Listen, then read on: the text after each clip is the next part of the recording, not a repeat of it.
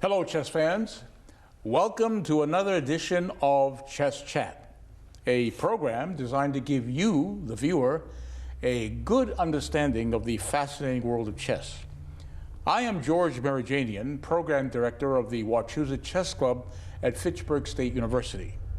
This club, the second oldest chess club in Massachusetts, meets every Wednesday evening from 7 to 11 in room C-159 in the McKay Complex at the university. And with me today at the Fitchburg Access Television Production Center is our award-winning director, Darren Dame of Fitchburg. He's assisted in the control room by fellow resident and two-time Wachusett Chess Club champion, Bruce Felton. And behind the camera is fellow resident and longtime FATV volunteer, Andy Hawthorne. And across from me is my trusty co-host, colleague, chess writer, active chess tournament player, Dave Couture of Westminster. Hello, Dave. Hi, George. Happy spring. Happy spring to you, Dave. Feels like it's finally arrived. Right. We finally had warm weather hit us, and I heard the birds at least sound off today. Well, today, Dave, our show is going to be about a major international event that was held last month. It ended on April 24th. It was held in Rhodes, Greece, an island, a very large island off the coast of Greece, northeast of Crete. It was the World Senior Team Championship. Now, what can we tell our viewers about this World Senior Team Championship that was held last month? Well, I know there were two groups. There was a over age 50 group. Yes, those players who were age 50 and over. Yeah. And then there was a section division for those who were 65 and over. Well, our American team won the age 50 and over division. Right. And they won it clear. They didn't have to go to any tie breaks. Yeah, they won it by at least a couple points, I think, right? Yes, well, at least a full point. Actually, yes. In fact, there was 9 matches they played. It was 26 teams they faced, 26 teams in the division. They played 9 matches. They won 8 of the matches and drew 1 of the matches and lost none. So they finished actually with 8.5 points. Then you know who they finished ahead of? Who was the team that came in second? Yeah, was Italy. Italy, right. Now Italy actually had a strong team. Yeah, and in fact, Italy I think actually had 6 wins, 6 match wins. And actually, if I look up actually how many, what their record was, I'll find it. If you give me time to look, because I have so many notes on this here. Yeah, no, Italy actually they won 6 matches, drew 2 matches, and lost 1. Israel came in third, and they had 6 match wins, but they didn't draw any matches, and they lost 3 matches. And Armenia came in fourth with 5 match wins, 2 draws, and 2 losses.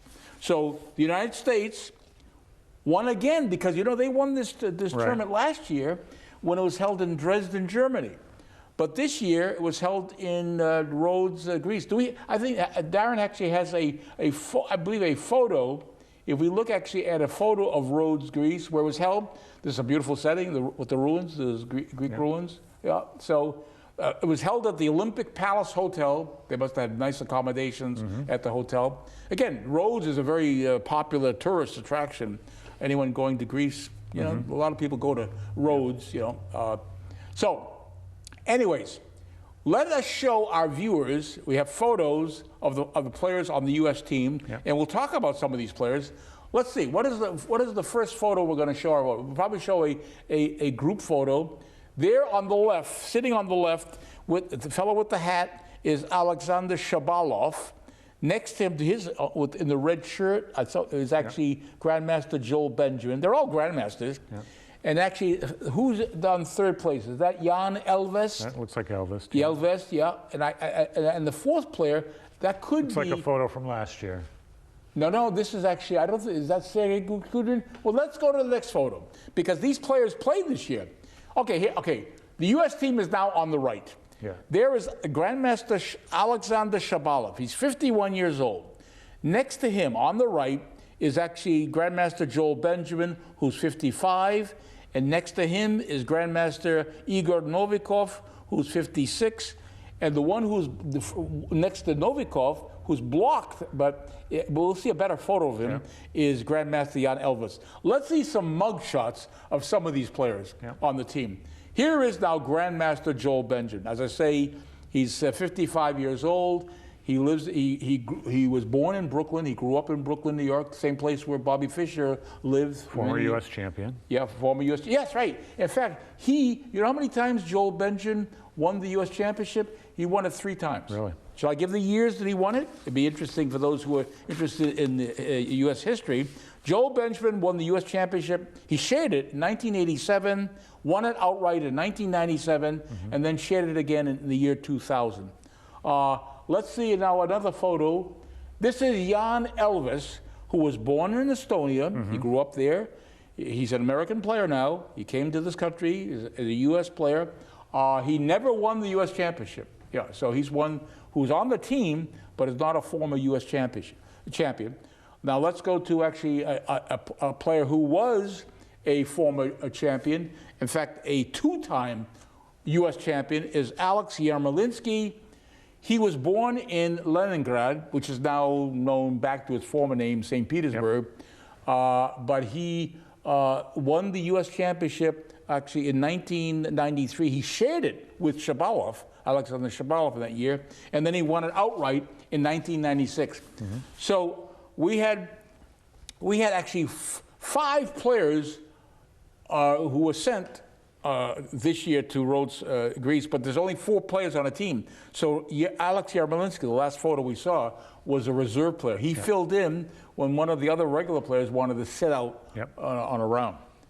Now, what we're going to show our viewers, Dave, is a game that was played on top board by Alexander Shabalov in the 4th round against Armenia, against their top player, 67-year-old Rafael Vaganyan. Yeah, and this is a very interesting game, very exciting game. He's a grandmaster. He's a grandmaster. He was very active, certainly back in the 70s and 80s, 67. Yeah, he's no longer competing competitively, but he will play for Armenia when it comes to a senior team championship.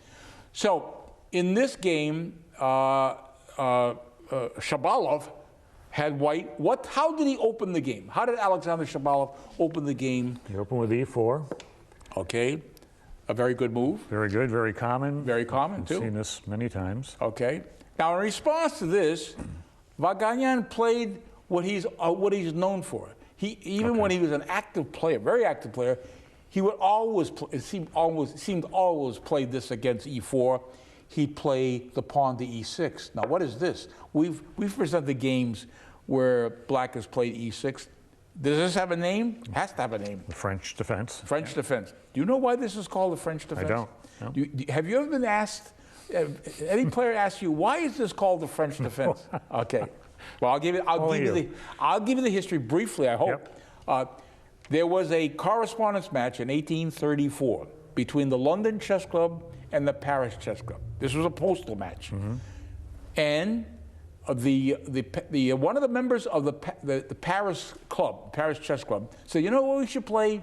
You know, a lot of players play the pawn up to E5. Let's play E6. By the way, the name of this French player was named Jacques Chamouillet. Now that's a very obscure trivia.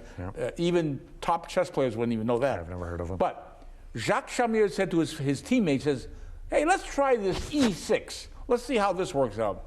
Well, they did it, and Paris team won the match against London. And since 1834, around that time, that name stuck, and it's been with us for 185 years. So that's pretty good. That's the reason why we call it the French defense.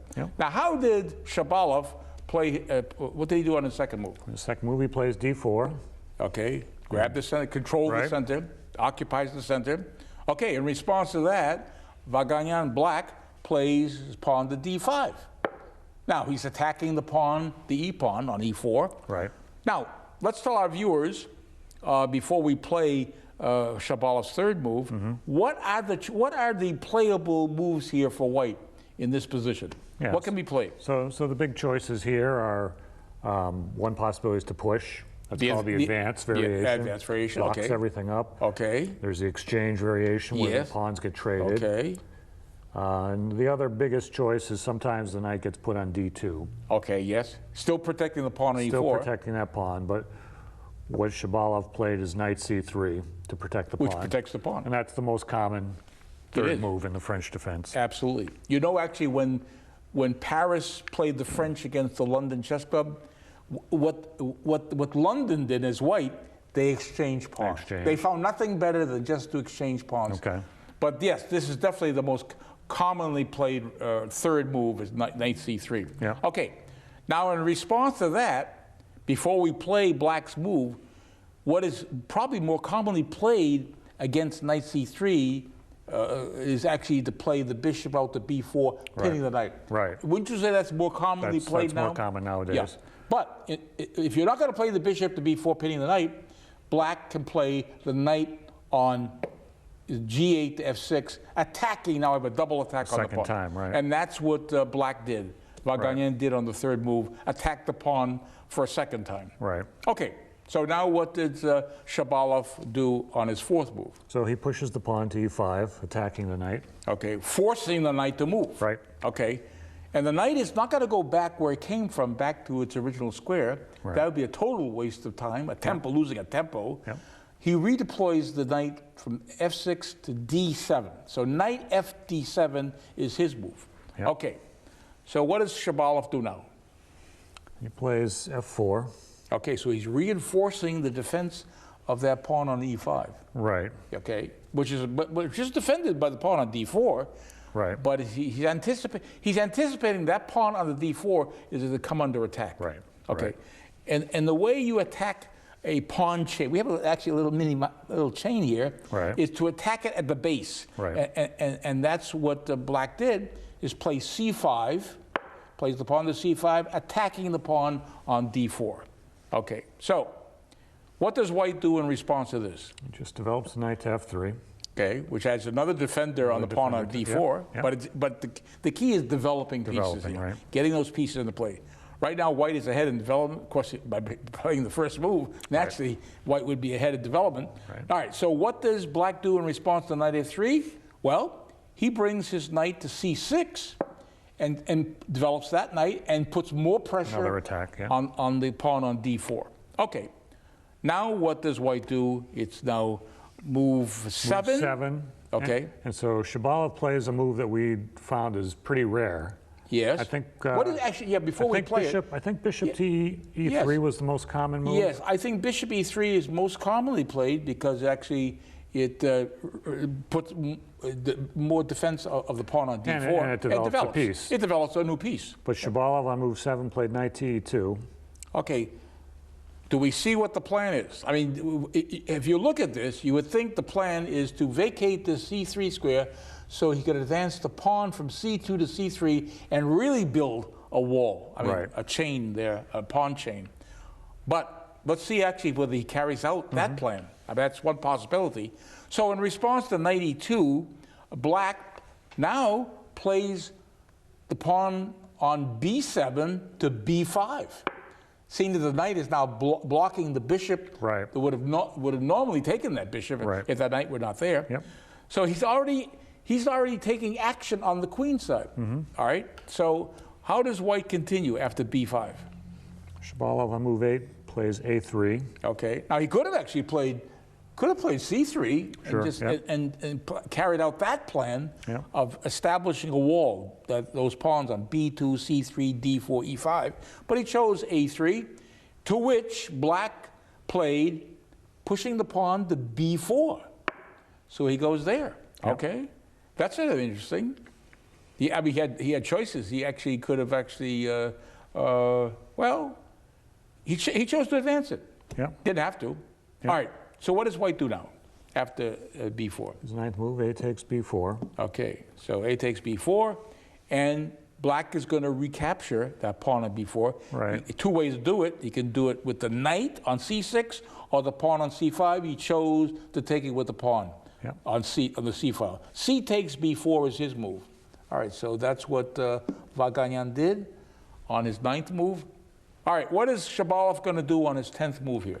What did he do? What he did was a fairly aggressive move. He pushes f5. Wow, so he's advancing the pawn to f5, which allows that pawn to be actually taken because nothing is defending that pawn on f5. Okay, and that's exactly what Black did. Black says, okay, I will take the pawn on f5. The E pawn takes the pawn on f5. E takes f5 is Black's move. All right. Now, what does White do now? So now Shabalov plays knight to f4. So the pawn previously was here. He pushed it to free up this square. Yes, to vacate that square for the What's the threat? What is White's threat now? What is White's threat now? Is he attacking something which is undefended? Oh, sure, right. So now this pawn is being attacked. Right. It's undefended. So yeah, that's under attack. Yeah. So, all right. So what Black does, he wants to be able to protect that pawn, not allow that pawn to drop. Now, what he does, he could have actually played this knight over to b6, but he chose to bring this knight back. The knights are changing places. This knight that was on s6 is now back to where this knight on c6 used to be. That seems odd. That seems odd. Yeah. Actually, it's like undeveloped. Right. But he plays the knight on d7 to b8. Okay. Like you said, I think the more natural thing would have been to put it there to defend. Exactly, because the queen it still allows the queen to defend the pawn on d5. Right. Okay, so what does White do now in response to that on his 12th move? So now he develops this bishop by playing bishop to b5. Okay. Pinning that knight. But you see this knight conveniently now protects it. Right. If this knight were on b6, that bishop to b5 would force Black now to defend the attack on the knight. But the knight on b8 is protecting him. So after bishop b5, Black does something that I don't know whether you and I would do this. I wouldn't. I don't think I would do it either. I would think twice before I undertook this. Black now plays the pawn on g7 to g5, attacking the knight on f4, but this is actually an early kingside attack here. Right. I mean, getting very aggressive. That's a bold move. It's very bold, given that he's only got one piece developed. Exactly, and now suddenly he's attacking on a side that you'd think he'd want to castle safely on. Right. But he's already attacking the knight. Yeah. All right. So that's a little questionable right there. That's questionable why he would want to be so aggressive so early. Yeah. Okay. So in response to that, what did Shabalov do? The knight's being attacked, so he puts it on h5. Okay. And, I think one thought is he's going to, at some point, possibly come in here. Right. Which is a nice square. That is a nice square. Okay. So after knight h5, what Vaganyan did on his 13th move, he played the bishop. He brings the bishop to e7. Yeah. Yeah.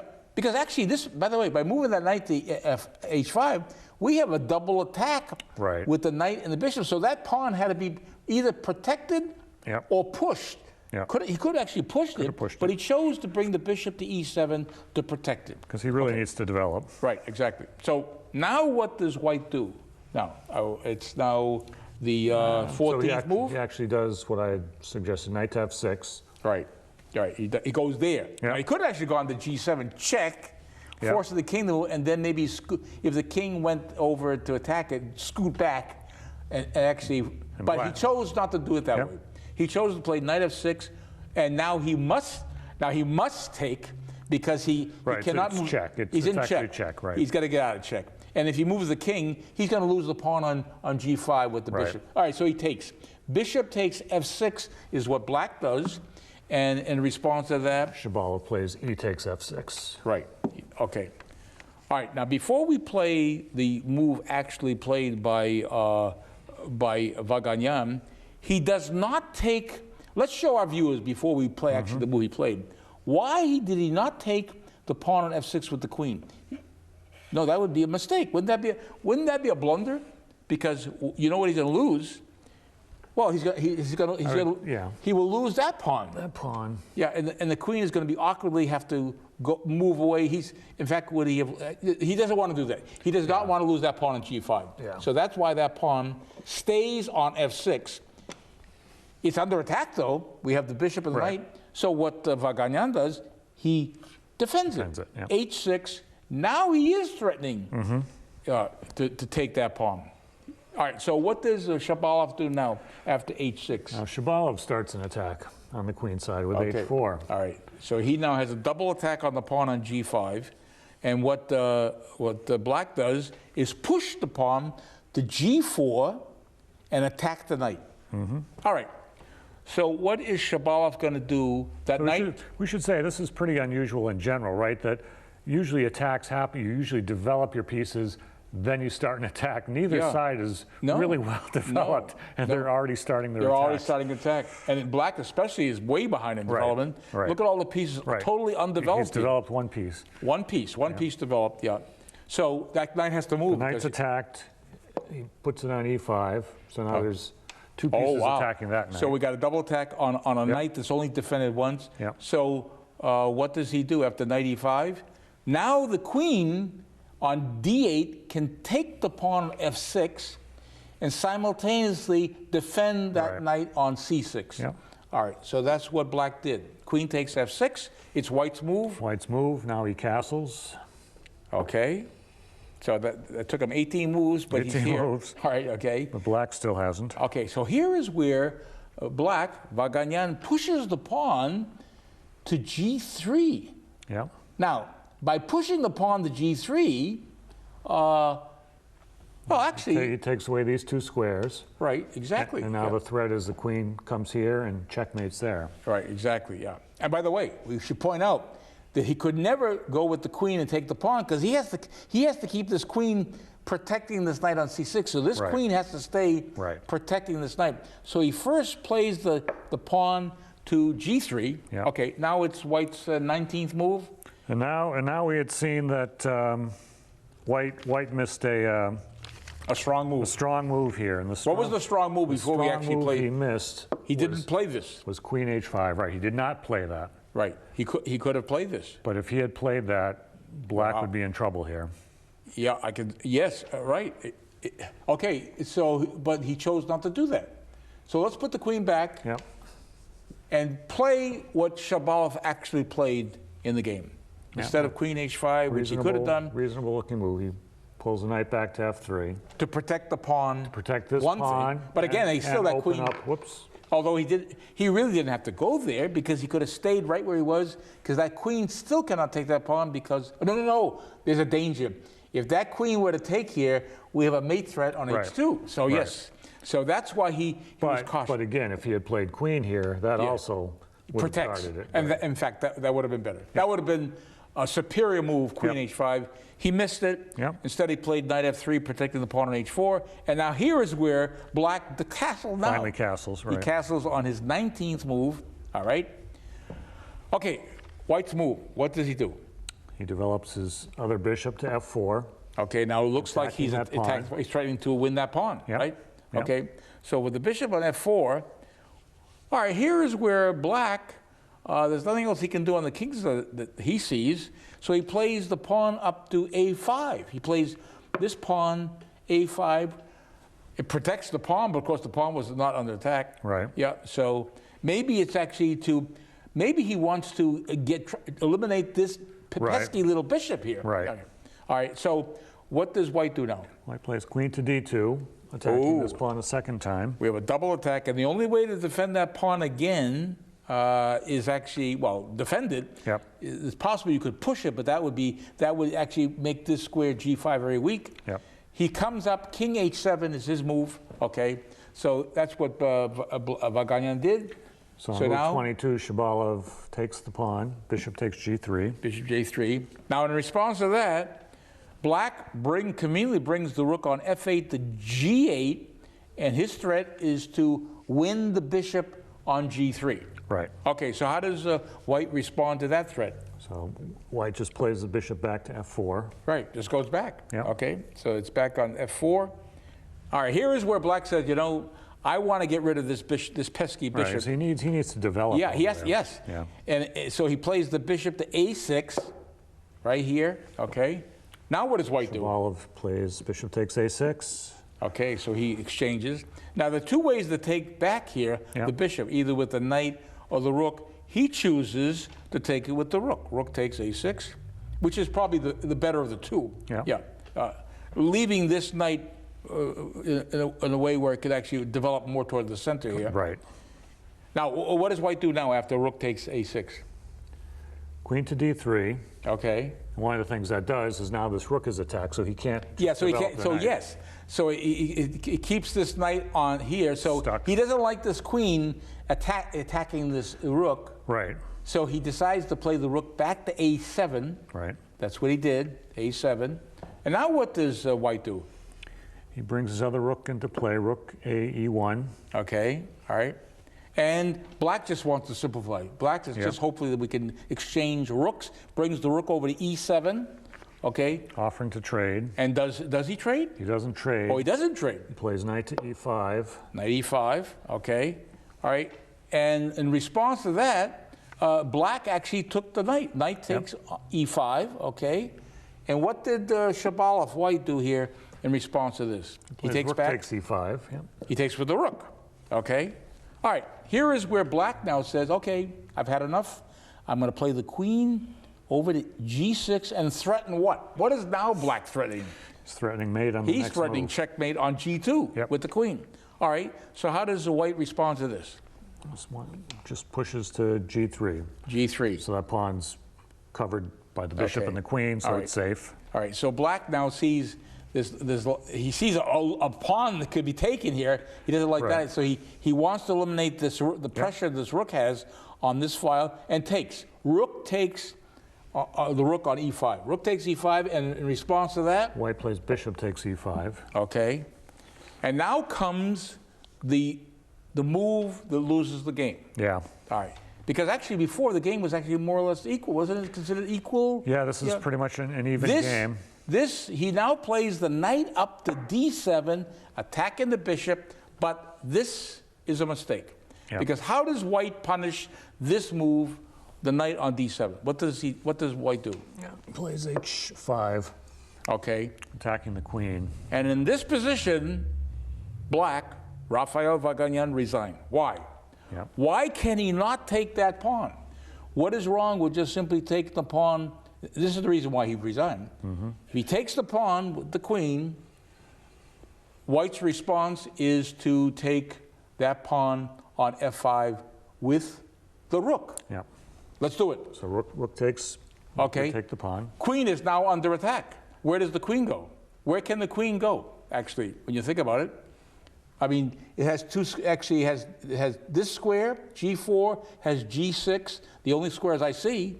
So let's say he goes here, block. Say he goes here. Right. He goes to g6, okay. It sort of looks reasonable. It looks reasonable. But then white can take here, check. Check, right. And also attacking the queen at the same time. And he can't take the, right, he's attacking it, but he's also, the queen cannot take it because he's pinned. Pinned, right. He can't move the king. Because then he loses the queen. And if he blocks with the rook, which he did, he would allow this rook takes Rook here, takes because check it's here. covered by the bishop. Right, and he's going to lose the queen. He's going to lose the queen anyway. So he would lose heavily, he would lose the queen or get mated. And that is why in this position, let's go back to the position here. Okay, there's a pawn here. He pushed the pawn to a5. h5, right. Right. But I guess the real thing was back here with the knight still here. Yes, what he could actually, on this, okay. I think we were saying, was there a pawn there, I think? Yeah, no, the pawn was not, there was a pawn actually on, here, it was here. This was the position. Right. Yes, there was a pawn here. Right. If he had not played this, the d7, what he could have done is thinking was just. Yes, and actually this would have brought about the exchange of queens. The queens would have to be exchanged. Yeah. So would this have saved the game? It would have been an even game still. Yes, all right. Yeah. Well, there you have it, Chess Chat fans. A great game played by Alexander Shabalov against Rafael Vaganyan. We'll see you next time on Chess Chat.